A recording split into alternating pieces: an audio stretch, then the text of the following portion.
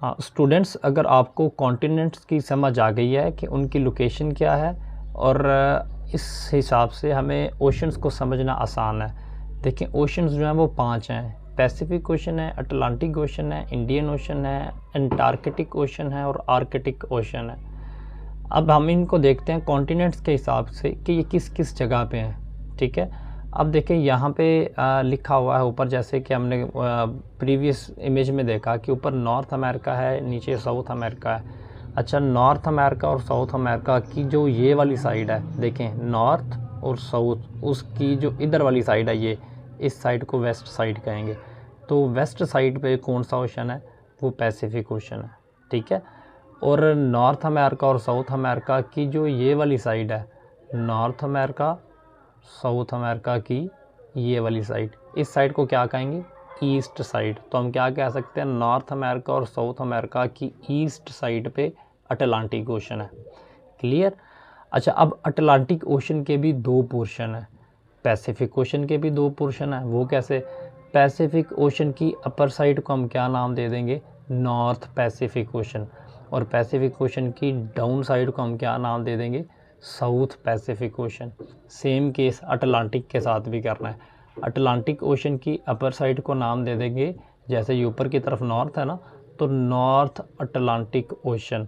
और Atlantic ocean की down side को नाम दे देंगे, ये नीचे वाली तरफ साउथ है, तो साउथ अटलांटिक ओशन। क्लियर?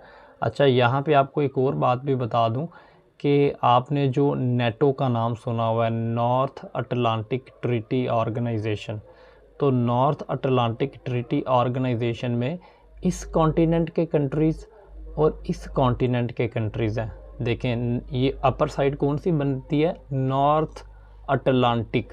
तो ठीक है, तो नॉर्थ में ये यहाँ पे अमेरिका, जैसे मैंने आपको बताया, कनाडा बताया, और यहाँ पे सारे यूरोपियन कंट्रीज़ हैं। ठीक है, तो इन कंट्रीज़ ने जो डिफेंसिव पैक्ट किया हुआ है उसको नेटो कहते हैं, और वो बेसिकली इस रीजन के कंट्रीज़ हैं।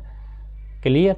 इसके बाद आ जाता है नेक्स्ट ओशन जो है, बात करते हैं इंडियन ओशन। यहाँ पे ये एशिया कॉन्टिनेंट है, यहाँ पे ये सारा इंडिया है, यहाँ पे ये पाकिस्तान है। तो हमने बात की थी लास्ट वीडियो में भी, पाकिस्तान अपना एक बॉर्डर जो है वो साउथ साइड पे वो शेयर करता है अरेबियन सी के साथ, और अरेबियन सी बेसिकली पार्ट है इंडियन ओशन का। क्लियर? तो यहाँ से हम ये याद रख सकते हैं कि ये इंडिया है, तो इसके पास जो है वो इंडियन ओशन है। इंडियन ओशन के बिल्कुल साउदर्न साइड पे ये नीचे बिल्कुल आगे अगर अफ्रीका के नीचे देखें तो ये लिखा हुआ है एंटार्कटिक ओशन। तो ये एंटार्कटिक ओशन है जो कि एंटार्कटिका कॉन्टिनेंट के पास है। इसके बिल्कुल अपोजिट साइड पे, नॉर्दर्न साइड पे देखें तो बिल्कुल ऊपर जो है वो आर्कटिक ओशन है। तो ये फेमस 5 ओशंस हैं। यहाँ पे देखिए हमने दोबारा से पैसिफिक ओशन को लिखा हुआ है, ये भी पैसिफिक ओशन है, ये भी पैसिफिक ओशन है। इसको हमने गलती करके क्या 2 दफ़ा तो नहीं लिख दिया? नहीं, हमने बिल्कुल गलती नहीं की। ये जो इमेज यहाँ पे आपको नज़र आ रही है, ये अर्थ की फ्लैट इमेज है, लेकिन दुनिया ऐसी बिल्कुल सीधी तो है नहीं, राउंड शेप्ड है। तो बेसिकली अगर इन दोनों को फोल्ड किया जाए, इस तरह इन दोनों को फोल्ड किया जाए, तो बेसिकली पैसिफिक ओशन जो है ये दोनों आपस में मिल जाते हैं। तो बेसिकली ये दोनों मिलके बनते एक ही हैं। ये नीचे हम इसको अगली पिक्चर में देखते हैं कि ये देखें, हम अगर इनको इस तरह आपस में फ़ोल्ड करेंगे, मैंने तो इसको पिन लगा के फ़ोल्ड किया हुआ, अगर इस तरह फ़ोल्ड करेंगे तो ये दोनों पैसिफिक आपस में मिल जाएंगे, तो ये बेसिकली एक ही पैसिफिक बनेगा।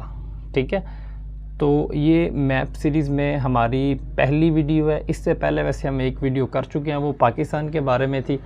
इससे अगली वीडियो जो आएगी उसमें मैं आपको इम्पोर्टेंट सीज़ के बारे में बताऊंगा और ट्रेड रूट्स के बारे में बताऊंगा। जिस तरह देखें कि हमने सुएज़ कैनाल का सुना हुआ है, तो सुएज़ कैनाल कहाँ से गुज़र के जाती है? यहाँ से गुज़र के जाती है, उसकी क्या डिटेल है। इसी तरह पैनामा कैनाल है जो यहाँ से गुज़रती है, उसके बारे में बात करेंगे। स्ट्रेट ऑफ मलक्का है, कहाँ से गुज़रती है, उसके बारे में बात करेंगे, यहाँ से गुज़रती है। तो ये सारी चीज़ें इंशाल्लाह ताला हम अपनी नेक्स्ट वीडियो में डिस्कस करेंगे।